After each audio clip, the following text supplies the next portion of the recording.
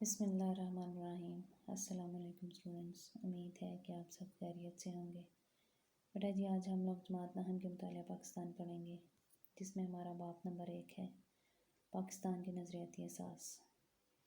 اس میں آج کا ہمارا ٹاپک ہے ہندوستان میں مسلمانوں کی معاشی محرومی۔ اس حوالے سے ہم لوگ چند پوائنٹس ڈسکس کریں گے۔ انگریزوں نے ایسٹ انڈیا کمپنی 1600 میں قائم کی۔ اس کمپنی کا مقصد ہندوستان میں ایسی پالیسیاں بنانا تھا جس کا زیادہ سے زیادہ فائدہ خود انگریزوں کو ہوتا تھا۔ انگریزوں نے ہندوستان کے عوام پر بھاری ٹیکس لگانا شروع کر دیے، جس کی وجہ سے وہاں پر رہنے والے مسلمان بہت زیادہ متاثر ہوئے۔ مسلمانوں کو ان کے عہدوں سے ہٹا دیا گیا۔ مسلمان جب اپنے عہدوں سے محروم ہو گئے تو اس صورت میں ان کو معاشی طور پر بہت سی مشکلات کا سامنا کرنا پڑا۔ انگریزوں نے ہندوؤں کو معمولی عہدوں سے ترقی دے کر اعلیٰ عہدوں پر فائز کر دیا۔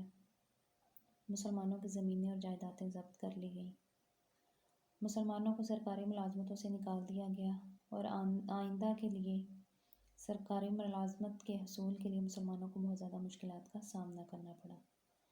بنگال میں امن و امان کی خرابی کے باعث مناسب زراعت نہ ہونے سے یہاں پر غذائی اجناس کی جو قلت ہو گئی، ان علاقوں میں موجود تمام زرعی اور صنعتی ذرائع ناپید ہو گئے۔ تجارتی مال کی نقل و حمل پر جگہ جگہ پر ٹیکس لگا دیے گئے، جس کی وجہ سے مال کی قیمت بہت زیادہ بڑھ گئی، جو کہ خریداروں کی قوت خرید سے بہت زیادہ ہو گئی، جس کی وجہ سے یہاں پر تجارت بہت زیادہ متاثر ہوئی۔ ایسٹ انڈیا کمپنی کے نئے ٹیکسوں کے باعث کسانوں پر ٹیکس کی شرح بہت زیادہ بڑھ گئی، جس کی وجہ سے انگریزوں کے ہاتھوں مقامی زراعت کو بہت زیادہ نقصان پہنچا۔ نیکسٹ اس میں ہم لوگ نظریہ پاکستان اور علامہ اقبال دیکھیں گے۔ علامہ اقبال برصغیر کے ان مسلم رہنماؤں میں سے ایک ہیں جنہوں نے مسلمانوں کو الگ ریاست کا تصور دیا اور اپنی شاعری کے ذریعے مسلمانوں کو بیدار کیا۔ آپ نے خطبہ الہ آباد 1930 کے ذریعے مسلمانوں کے لیے ایک الگ ریاست کا مطالبہ کیا تاکہ مسلمان اس میں رہ کر اپنے مذہب اور ثقافت کے مطابق زندگیوں کو آسانی کے ساتھ گزار سکیں۔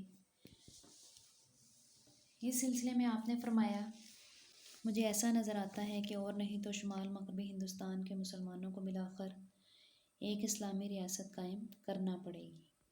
میں صرف ہندوستان میں اسلام کے فلاح و بہبود کے خیال سے ایک منظم اسلامی ریاست کے قیام کا مطالبہ کر رہا ہوں۔